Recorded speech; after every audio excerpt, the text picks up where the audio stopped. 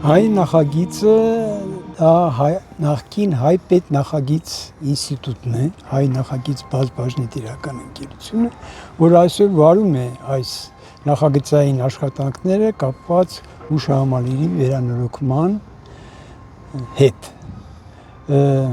65 թվականին, երբ Թարխանյան Արտուրը և Քալաշյան Սաշուրը շահեցին այդ մրցանակը նախագծելու կոթողը, նրանք աշխատում էին հայ պետ նախագիծ ինստիտուտում և գործը բնականաբար եկավ հայ պետ նախագիծ ինստիտուտ։ Այդ ժամանակներից մինչև օրս բոլոր աշխատանքները, որոնք կատարվել են վերանորոգման, վերաստեղծման, նորի կառուցման հետ, դա կապված է հայ պետ նախագիծ ինստիտուտի և հայ նախագիծ բաժնետիրական ընկերության հետ։